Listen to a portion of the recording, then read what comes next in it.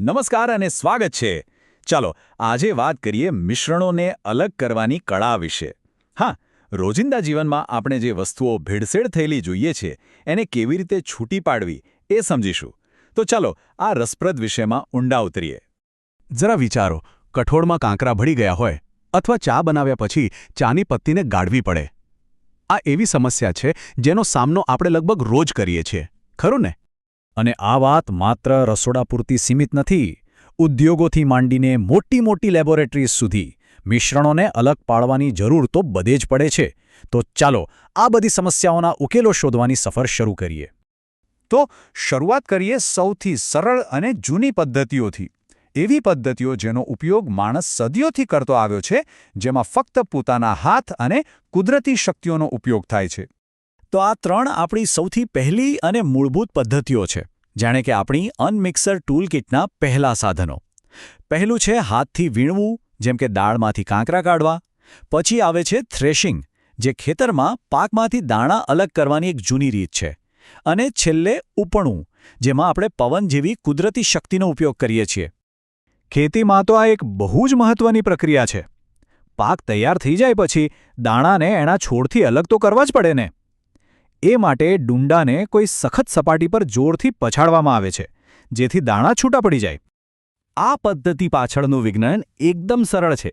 જ્યારે અનાજ અને ભૂસાના મિશ્રણને ઊંચાઈ પરથી નીચે પાડવામાં આવે ત્યારે પવન શું કરે? એ હલકા ભૂસાને ઉડાડીને દૂર લઈ જાય છે અને ભારે અનાજના દાણા સીધા નીચે એકઠા થાય છે. કેટલું સરળ છે!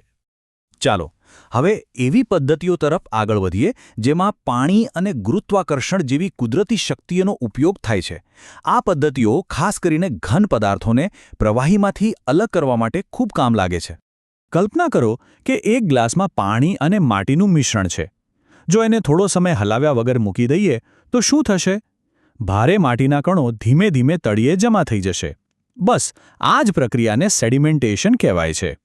અને આ જ સિદ્ધાંતનો ઉપયોગ મોટા વોટર ટ્રીટમેન્ટ પ્લાન્ટમાં પાણીને સાફ કરવા માટે થાય છે. જુઓ, અહીંયા આ ચિત્રમાં બતાવ્યું છે એ રીતે બીકરમાં નીચે લાલ રંગના કણો જમા થઈ ગયા છે અને ઉપરનું પાણી એકદમ સ્વચ્છ દેખાય છે. આ જ તો છે સેડિમેન્ટેશન. સારું, એકવાર સેડિમેન્ટેશન થઈ જાય એટલે કે કચરો નીચે બેસી જાય પછીનું પગલું છે ડીકેન્ટેશન. આમાં ખૂબ જ સાવધાનીપૂર્વક ઉપરના સ્વચ્છ પ્રવાહીને બીજા વાસણમાં નિતારી લેવામાં આવે છે. અને આ બીજું ચિત્ર એક ક્રિયાને બરાબર દર્શાવે છે.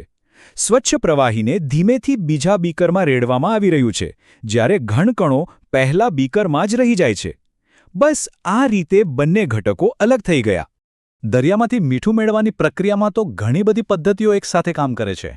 પહેલાં બાષ્પીભવનથી પાણી ઉડી જાય છે, પછી ગાળણથી અશુદ્ધિઓ દૂર કરાય છે અને છેલ્લે સ્ફટિકીકરણ દ્વારા આપણને શુદ્ધ મીઠું મળે છે. ચાલો હવે એક વધુ આધુનિક અને યાંત્રિક પદ્ધતિ પર નજર કરીએ જે કુદરતી પ્રક્રિયાઓને અનેક ગણી ઝડપી બનાવી દે છે. આ ઉપકરણ તો આપણે બધાએ રસોડામાં જોયું જ હશે, મિક્સર ગ્રાઇન્ડર. પણ શું આપણે જાણીએ છીએ કે મસાલા પીસવા સિવાય એ વિજ્ઞાનના એક બહુ જ મહત્વપૂર્ણ સિદ્ધાંત પર પણ કામ કરે છે? આ સામાન્ય દેખાતા મશીનમાં એક એવી ટેકનિક છુપાયેલી છે જેનો ઉપયોગ ડેરી ઉદ્યોગથી લઈને મેડિકલ લેબ સુધી થાય છે. શું હોઈ શકે આ રહસ્ય? અને એ રહસ્ય છે સેન્ટ્રીફ્યુગેશન. જ્યારે દૂધને ખૂબ જ ઝડપથી ફેરવવામાં આવે છે ત્યારે ભારે ઘટકો બહારની તરફ ધકેલાય છે અને હલકી મલાઈ કેન્દ્રમાં એકઠી થઈને ઉપર તરી આવે છે. આ ચિત્રમાં જે હેન્ડ સેન્ટ્રીફ્યુજ મશીન દેખાય છે એ આ સિદ્ધાંતને સરળ રીતે સમજાવે છે. જેમ જેમ હેન્ડલ ફેરવવામાં આવે તેમ તેમ ટેસ્ટ ટ્યુબ્સ ખૂબ જ ઝડપથી ગોળ ફરે છે અને અંદરના ઘટકો વજન પ્રમાણે આપોઆપ અલગ થઈ જાય છે. સારું, અત્યાર સુધી આપણે જે પણ પદ્ધતિઓ શીખ્યા, ચાલો હવે તેનો ઉપયોગ કરીને કેટલીક જટિલ મિશ્રણ સમસ્યાઓને ઉકેલવાનો પ્રયત્ન કરીએ. આ એક ક્લાસિક ઉદાહરણ છે. સૌથી પહેલાં મોટામાં મોટો ઘટક એટલે કે બટાકા, એને તો હાથથી સરળતાથી અલગ કરી શકાય. પછી પાણી ઉમેરવાથી મીઠું ઓગળી જાય છે. હવે ગાળણ દ્વારા લાકડાનો વેહર અલગ કરી શકાય છે. અને છેલ્લે બાષ્પીભવન કરવાથી પાણી ઉડી જશે અને મીઠું પાછું મળી જશે. જોયું ને કેવી રીતે અલગ અલગ પદ્ધતિઓનો ઉપયોગ કરીને આખી સમસ્યા ઉકેલાઈ ગઈ. અલગીકરણની વાત માત્ર રસોડાના મિશ્રણો પૂરતી જ નથી, એ આપણા સ્વાસ્થ્ય સાથે પણ સીધી રીતે જોડાયેલી છે. આપણે જે હવામાં શ્વાસ લઈએ છીએ એમાં પણ ઘણા સૂક્ષ્મ કણો હોય છે જેને ફિલ્ટર કરવા ખૂબ જરૂરી છે. કોવિડ-19 મહામારી વખતે માસ્ક આપણા જીવનનો એક મહત્વનો ભાગ બની ગયો હતો. એનું મુખ્ય કામ પણ એ જ સિદ્ધાંત પર આધારિત છે જે આપણે શીખ્યા. ગાળણ એટલે કે ફિલ્ટરેશન. તે હવામાં રહેલા વાયરસ જેવા અત્યંત સૂક્ષ્મ અને હાનિકારક કણોને આપણા શ્વાસમાં જતા અટકાવે છે. અત્યાર સુધી આપણે ભૌતિક વસ્તુઓને અલગ કરવાની વાત કરી, જેમ કે અનાજ કે મીઠું. પણ શું ક્યારે વિચાર્યું છે કે આ અલગ કરવાની કે વર્ગીકરણ કરવાની પ્રક્રિયાનો ઉપયોગ આપણે આખી દુનિયાને સમજવા માટે પણ કરીએ છીએ? ચાલો હવે ભૌતિક મિશ્રણથી આગળ વધીને વૈચારિક વર્ગીકરણની દુનિયામાં જઈએ અને જોઈએ કે જીવસૃષ્ટિને પણ કેવી રીતે સૉર્ટ કરવામાં આવે છે. આપણી દુનિયાને સમજવા માટેનું સૌથી મૂળભૂત અલગીકરણ છે સજીવ અને નિર્જીવ વચ્ચેનો ભેદ. જેમ આ ટેબલમાં બતાવ્યું છે, તફાવત બહુ સ્પષ્ટ છે. સજીવોને ખોરાક, હવા અને પાણીની જરૂર પડે છે.